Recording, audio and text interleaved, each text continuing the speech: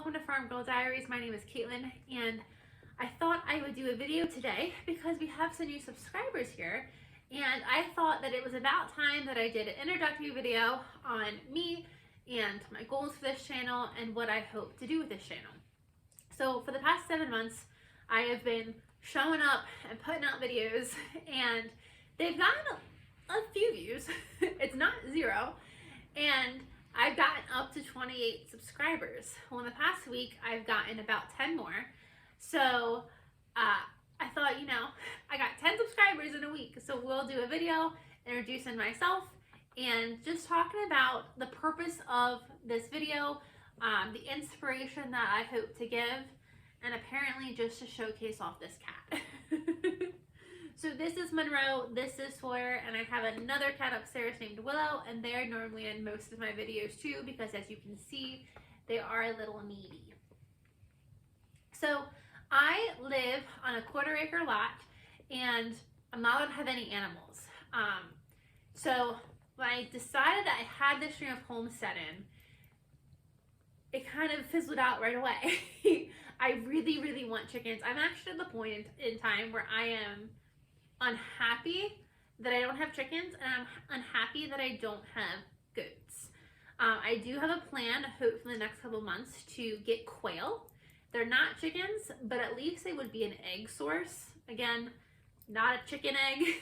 Quail egg is much smaller, but I feel like it would give me a little bit more of that like homestead and feel. I also just got a bunny a couple weeks ago, or a couple months ago at this point. And first of all, my bunny is amazing. I have never connected more with a bunny, but I'm obsessed with this bunny.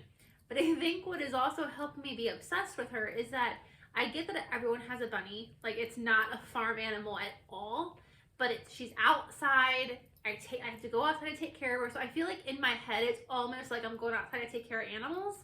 So in my head, it makes me feel like I have a little bit of a farm. It's silly, I know, but it is what it is. But initially when I decided like I kind of went down this path, I wasn't able to go very far, The only thing I could do is garden, and even then I can't have a massive garden. I only have a 1/4 acre lot, so I don't have unlimited garden space. I want to have a greenhouse, and I want to have high tunnels, and that's just not feasible where I'm at. For a couple of years, I had this homesteading dream, and I watched all the homesteading channels, but I really just poured myself into my garden, which I still do. Garden for me is a massive passion, and I've really grown as a gardener in the last couple of years. My animals are very needy animals, aren't you? Okay. We're busy talking to our friends. Yeah. I love you so much. I love you so much. Yes, I do. So I poured myself into the garden, and I learned how to do a lot of garden things. I learned how to grow the things, how to fertilize the things. I grew them from seed all the way to harvest. So I learned how to do a lot of these things. For a couple years, I learned how to do all these things, and I dabbled in Canon. Canon for me was very intimidating, and that's definitely a topic that we can talk about in a different video. It was definitely one of those things I was intimidated, but I dabbled in it. So I learned how to garden, learned how to do these things, and then COVID-19 hit. And for me, I'm already kind of a hoarder.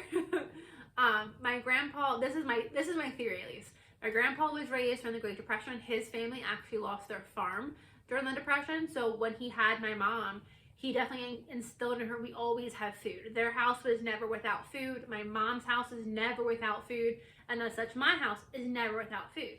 So I was able to survive COVID-19. Remember the first couple weeks when everything kind of shut down here? People rushed to the stores. There was no toilet paper. You couldn't find food. Like, there was definitely shortages across the board.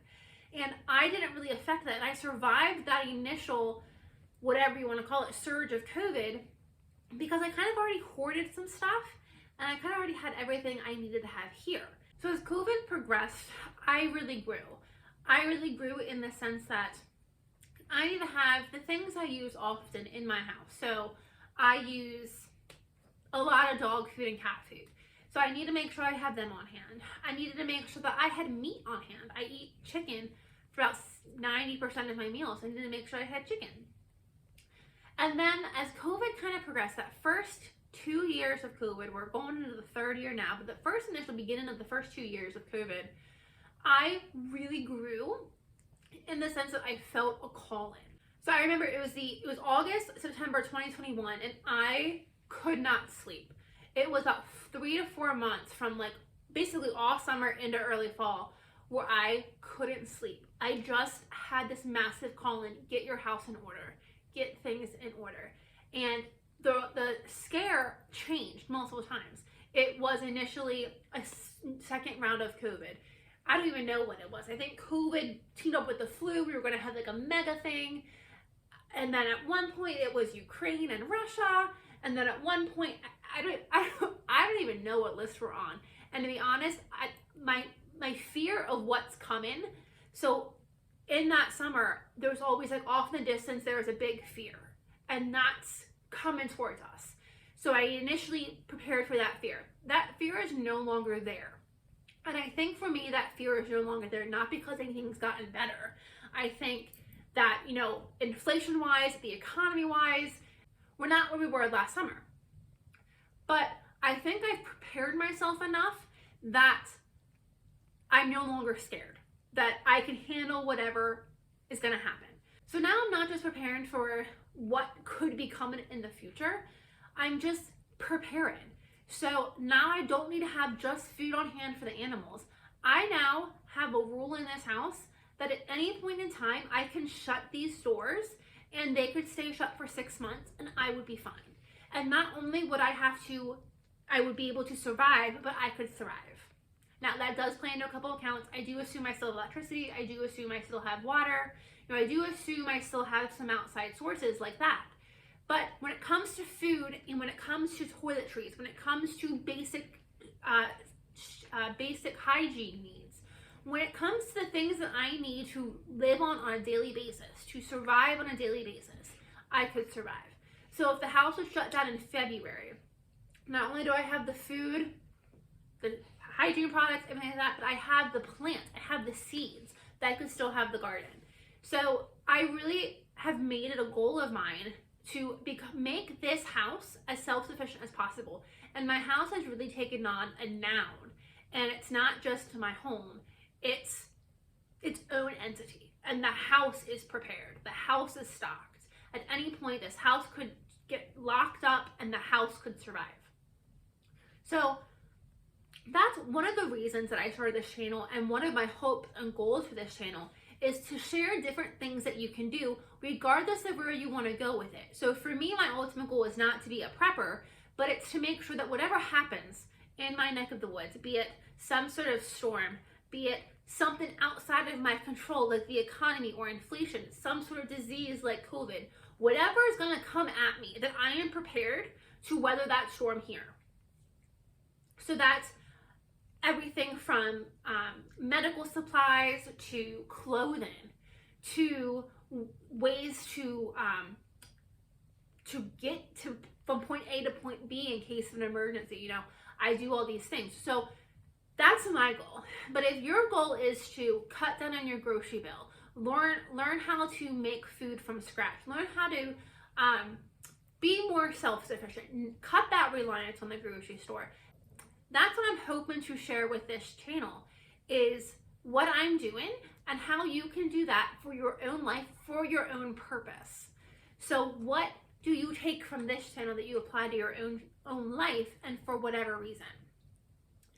So with that, it's not just going to be about cooking. I love to cook, and I'm definitely going to do a lot of cooking on here. I'm definitely going to do I have done a lot of canning on here, and we're going to be using all of those things for inspiration of future meals. Absolutely. But it's more so than that.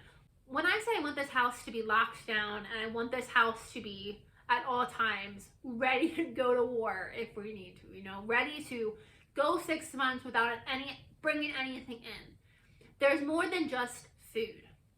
So with that said, I'm doing everything that I can to make myself self-sufficient if there is an emergency.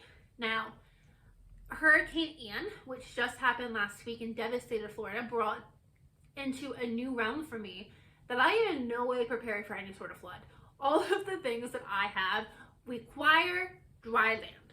So I don't know what I do in a flood. I don't think I survive if a hurricane would hit here like it hit Florida. So we're just going to take that little catastrophe and we're going to pretend that it doesn't exist. But I'm concerned here occasionally when we have storms that we're going to lose electric. And I'm a child, I'm a grown child, and I'm scared of the dark. So I want to make sure that I have light. So there have been times that certain areas, not me, but certain areas have been without electricity for a couple of days. And your flashlight batteries and all that stuff only last so long.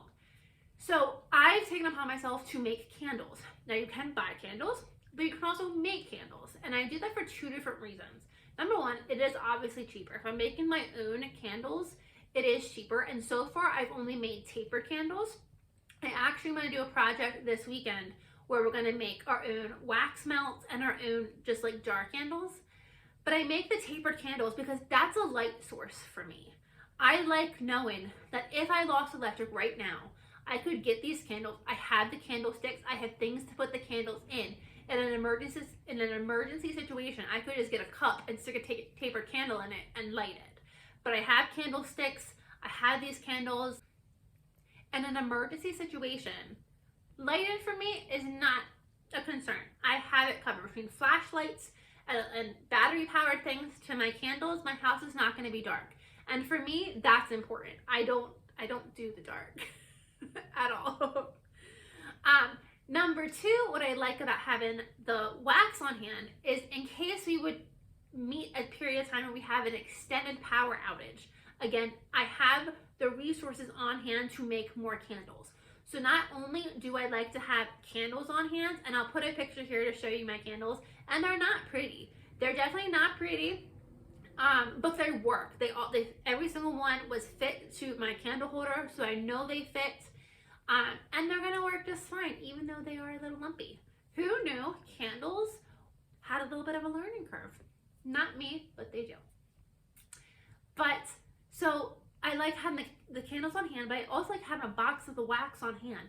Because if we're out of power for a week and I go through those candles, I have more wax to make new candles with. So for me, the wax is a prep item. So when I'm buying stuff at craft shows or craft stores, I'm categorizing it in my head, and it's not just a want, it's a prep item, so it's a need. The next thing I want to talk about is medical supplies. So I am somebody who, first of all, I have the traditional medical supplies on hand. I have a first aid kit, and I've stocked up that first aid kit with pills, with Tylenol, with ibuprofen, with things like Pepto-Bismol, I'm a huge believer in Vicks Vapor Rub. I always need to have Vicks Vapor Rub on hand. Whenever I get sick, that's what I'm reaching for. ACE straps, any sort of medical supplies, bandages. I think I'm blanking on some I have. I can see them, but I can't say them out loud. I can't think of what they are. But I have these medical supplies on hand. Again, not even a prep item. It's just something good to have on hand in case you would need it. But it does make me feel good that, again, if COVID, knock on wood, if COVID reared its ugly head back tomorrow and we were back where we were in March of 2020, tomorrow, I would have what I need. And it wouldn't be me running out to the store. It wouldn't be me panicking. I have what I need. So I like to have the medical supplies on hand just for emergency situations. Some people even take it further and they have like dental supplies, they have surgical supplies. You just decide what's right for your family, and then you do that. What's right for me is I really am getting into this idea of, and this takes us into the second part of the purpose of this channel, I'm really getting into this idea of being your own doctor, of not relying on pharmaceuticals, of if you have a simple headache, I have a balm I put on my forehead to help with the headache. If you have a sore throat, making your own Vicks Vapor Rub. Fire cider is huge in the homesteading community. Fermented garlic, taking spoonfuls of honey, making elderberry syrup. All of these things have really become more popular in the last couple of years. And so I love them. I love that we have these natural things that we can use, just like they did hundreds of years ago, that we can use to help us feel better. But I want to even take it a step further. So I have multiple books, and we're going to be making teas, we're going to be making tinctures, we're going to be making medicines out of herbal things, out of natural things, so that when we have the simple cough, sore throat, congestion, when you have gas, when you have bloating, whatever you have, we have some sort of natural remedy for it that we can try before we go to the pharmaceuticals. So my second point is I'm really looking at doing all of these things, canning and growing my own food, making my own medicines, because I really want to cut down on the crap that we're putting into our bodies, to say it nicely. There is so much just crap and just junk in everything. When you compare, and this is what's so crazy, if you compare food items here, like a bag of Doritos here, to maybe a bag of Doritos in the UK, when you compare the ingredient list, we have so many more things in our list of ingredients than is permissible over in England. So the United States has allowed this to happen, and we've just kind of gone along with it, that there is just so much junk in our food that even our natural food isn't natural anymore. And what is it doing to our bodies? There are so many medical issues that have been tied to things in our food. And I really want to go back as natural as possible. And I get told that I'm being a hippie and that the lifestyle I live is a hippie. But I don't think it is. I think as a country, we've moved to a place where we are complacent in crap getting fed to us.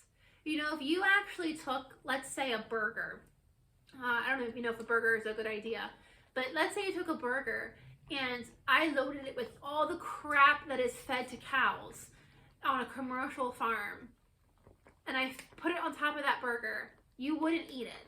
But it's okay when it gets fed to the cows. It's okay when it goes in the meat, when it goes in the food. So I think as a country, we've kind of become like, as long as we don't know it, we don't see it, we're okay. You know, I'm somebody who I love me some hot dogs, and that's not going to change. I love some hot dogs. But everyone that loves hot dogs always says, don't tell me what it's made out of. I don't want to know. And that's gross. I mean, I can say that is gross. And so the whole idea is, let's go back to this natural way of life. Let's stop being being fed this crap that is just not good for our bodies. It is making us sick. It is making us unhealthy, and we don't need it. We literally don't need it. So I really want to do all of the things that I'm doing to just cut those preservatives out and find a way to make it so it's much healthier for us. All of my Canon products, you can control the sugar, you can control the salt. When you buy products from the store, the amount of sodium and sugar that are in those products are out of the roof. But by making these things from scratch and finding a way to make it once and preserve it for a long period of time, whether you're canning, whether you're freezing, whether you're dehydrating, whether you're fermenting, whether you're freeze drying, whatever your process is, by finding ways to do this, you control the amount of salt, the amount of sugar, the amount of everything that's going into your body. And ultimately is going to lead for you to have a healthier body and a healthier life. So that's my second ultimate goal, is I love cooking from scratch. But I don't do it out of the love of cooking from scratch.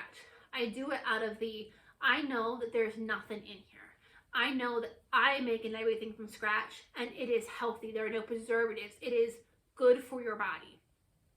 So that is basically the ultimate goal of this video, is to find out how to do all the things ourselves for whatever reason, to cut down on cost, to cut down on preservatives, to make life easier, to act as like a prepping item, to kind of start preparing our homes for whatever big what if could be around the corner.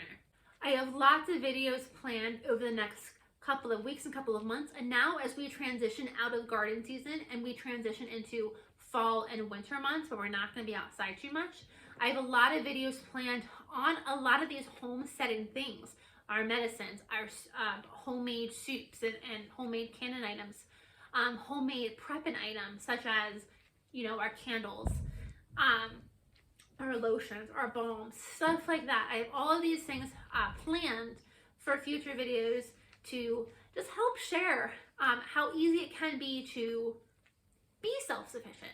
And you're going to save money, you're going to save time. You're not going to save time.